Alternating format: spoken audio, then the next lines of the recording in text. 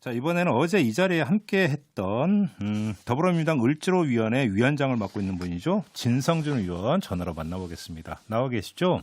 네, 안녕하세요. 네, 안녕하세요. 진성준입니다.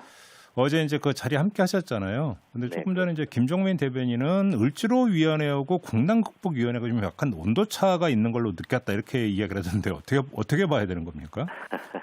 꼭 그런 것은 아니고요. 예.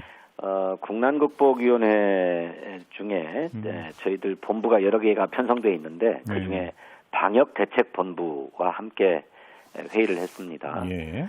당연히 방역본부는 어떻게 하면 감염병이 더 이상 확산되지 않도록 또 진압할 수 있을까에 좀 주안점을 두고 사태를 바라보고 있는 거고 네. 저희 을지로위원회라고 해서 그 방역은 배관시하는 것은 아닙니다만 그 방역 조치로 인해서 피해를 입고 있고 고통을 겪고 있는 자영업 소상공인들을 어떻게 지원할 거냐 네. 하는데 조금 더 주안점을 두고 있기 때문에 예. 그런 온도차를 느끼실 수는 있겠지만 기본적으로 입장이 다른 것은 아닙니다. 주안점이 다르다 이런 말씀이신 거고요. 네. 알겠습니다. 지금 이제 그 위원님을 모신 건 을지로위원회 위원장 자격으로 모셨는데 네. 을지로위원회라고 하는 게 뭐 이제 당의 지금 뭐 최종 결정 기구는 아니기 때문에 네. 지금 의원님 말씀에 아마 뭐 당의 어떤 입장 전체를 지금 대변한다고 볼 수는 없겠고요. 그러니까 뭐 그런데 부담을 가지지 않으셔도 될 것 같고 필요하다면 을지로위원회의 한정된 입장 내지 의원님 개인 입장에도 뭐 상관은 없을 것 같습니다.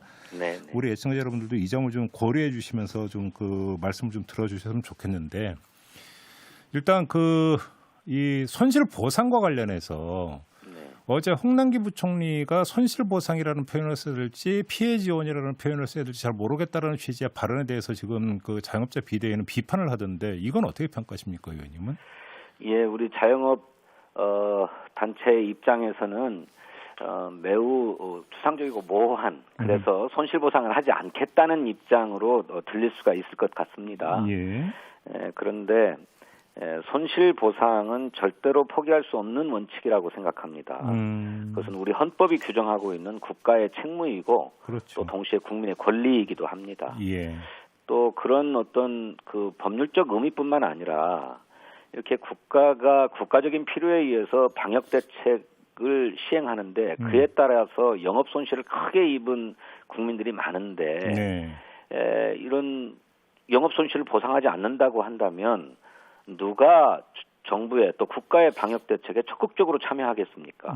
예. 오히려 방역 체계가 무너지는 어떤 계기가 될 수 있기 때문에 손실 보상을 하지 않겠다는 입장은 바람직하지 않고 또 정부도 그런 입장은 아니라고 생각합니다. 그러면 부총리가 굳이 그런 발언을 할 이유도 없는 거잖아요. 그러면. 이제 다만 재정 당국의 입장에서는 피해 보상의 어떤 원칙이나 기준이나 방법이나 이런 것들이 마련되지 않은 상황에서 전면적인 피해 보상 이렇게 또는 손실 보상이라고 하는 것을 꺼내들게 되면 그 재정을 감당할 수가 없다라고 하는 그런 재정적 우려 때문에 그런 입장을 자꾸 밝히는 게 아닌가 싶습니다. 바로 거기서 나오는 연장선상에서 이제 나오는 이제 논점이 하나가 이제 만약에 4차 재난지원금도 선별로 지급을 한다면 그것까지 포함을 해서 그러니까 그동안 발생했던 그 영업 손실은 이걸로 그냥 끝내자, 가름하자라고 하는 게 이제 정부의 기조인 것 같은데 자영업자 비대위는 이건 아니다. 소급 적용을 해야 된다는 입장이거든요. 여기서 그 타협점이 나올 수가 있다고 보세요? 예, 원칙적으로 피해 보상법을 제정하자고 하는 것은 미래에 발생할 피해에 대해서 보상하자라고 하는 것은 저는 말이 되지 않는다고 생각합니다. 많은 피해가 발생했기 때문에 그 피해를 보상하기 위한 필요에 의해서 피해보상법 제정 논의가 이루어지고 있는 것 아닙니까? 그런데 이제 우리 자영업 대표들도 말씀하고 계시는 것처럼 100% 피해를 보상해라라고 하는 건 아니잖아요. 감당 가능한 수준에서 다만 얼마라도 피해를 보상해달라라고 하는 요구이기 때문에 이것은 저는 적극적으로 받아 안아야 된다고 생각합니다. 물론 정부가 재정이 허락한다면 100% 현금 보상을 하면 좋겠죠. 근데 그게 아니라면 일부라도 보상해야 될 것이고 또 당장 그렇게 마련할 수 있는 현금 재정 동원 능력이 안 된다면 은행권의 금융 지원을 통해서 이를테면 대출을 해주고 그 대출의 상환을 정말 필수적인 부분에 있어서만큼은 탕감해주는, 면제해주는 방식의 이런 아이디어도 저는 생각해볼 수 있다고 생각해요. 어제 우원식 의원님 말씀하신 그 방안 말씀하시는 거죠? 그렇습니다. 미국도 PPP 제도라고 해서 자영업 소상공인들이 대출을 신청하면 일단 대출을 해주는데 이 대출금이 어떤 용도로 사용되었는가, 가령 임대료나 인건비나 공과금이나 또 필수 생활비나 이런 데 쓰인 것이 입증되면 그 부분은 상환을 면제해주는 제도를 쓰고 있어요.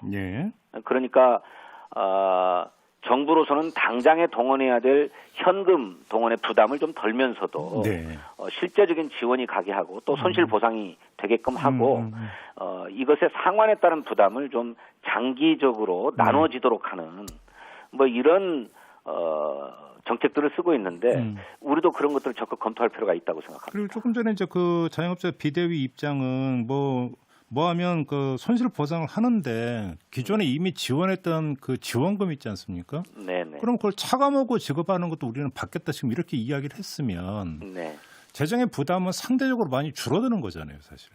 그럴 수 있습니다. 그런데 이게 조금 정부 입장에서는 조금 갈라봐야 돼요.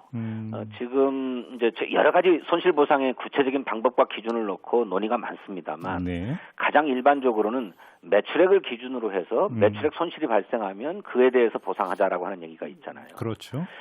그러면 이것은 자영업에 고용되어 있는 노동자들의 인건비까지도 소득까지 다 고려한 것인데 정부 입장에서는 그들의 고용 유지를 위해서 고용유지 지원금 제도를 또 운영하고 있잖아요. 그래서 어쩌면 전 국민 개개인을 상대로 소득을 보상하는 방식으로 설계할 필요가 있지 않느냐는 얘기도 한쪽에 있습니다. 그거 좀 풀어주신다면 어떤 그러니까 말씀이십니까? 매출액을 기준으로 손실을 산정할 게 아니라 자영업 주의 소득을 기준으로 손실을 산정하고 또 그 자영업에 고용되어 있는 노동자들의 소득의 손실을 산정해서 전 국민의 소득 손실, 소득 피해를 보상하자라는 식으로 설계하면 자영업자를 상대로 매출액 기준으로 손실 보상을 하고 또 노동자들에게는 또 다른 고용유지 지원금을 드리고 하는 이런 이중 삼중의 재정 부담이 발생하지 않을 수가 있다라고 하는 논의니까 이 부분에 대해서도 저는 고민해 봐야 하는데. 그럼 지금 그 방안이 혹시 뭐 그 당 안에서 지금 논의가 되고 있는 겁니까? 그런 의견들이 제출된 바가 있습니다. 아, 그래요? 그런데 그것은 전 국민의 소득을 파악해야 된다라고 하는 또 다른 부담이 발생해요. 그러니 그건 좀 시간이 걸리는 게 아니냐라고 하는 것 때문에 지금 당장 신속하게 지원할 수 있어야 된다라고 하는 것이 가장 큰 원칙이고 두 번째로는 보다 넓게 많은 국민이 지원의 혜택을 볼 수 있도록 하고 또 찔끔찔끔 지원할 게 아니라 좀 두텁게 보호하자. 신속하게 넓게 두텁게 이것이 저희 당이 세우고 있는 이번 4차 재난지원의 큰 원칙인데 이제 이런 원칙에 비추어 보면 전 국민을 상대로 소득을 정확하게 파악하기란 현실적으로 좀 어려운 것이 아니냐, 시간이 많이 걸리는 게 아니냐라고 하는 난점이 있는 것은 사실입니다. 소득 신고한 그 자료는 있잖아요. 이거 갖고는 안 되는 겁니까? 이제 2월 말이 되면 봉급 생활자들의 소득은 다 파악이 되죠. 자영업자도 5월 되면 종합소득세 신고하잖아요. 그렇습니다. 이제 5월 되면 이제 종합소득세 신고까지 다 이루어지기 때문에 그럼 이제 그때로부터 각 개인별로 소득이 얼마나 줄었느냐가 이제 다 나오게 되는 거잖아요. 그것이 한 2달 정도 걸린다고 그래요. 그러면 전 국민을 상대로 소득 손실을 판단해서 손실 보상을 하자고 들면 7월 이후부터나 가능하게 되는. 알겠습니다. 시간상의 문제가 있는 겁니다. 논의가 좀 더 진행이 돼야 되겠네요. 네, 알겠습니다. 일단 오늘 말씀 여기까지 드려야 될 것 같네요. 고맙습니다, 의원님.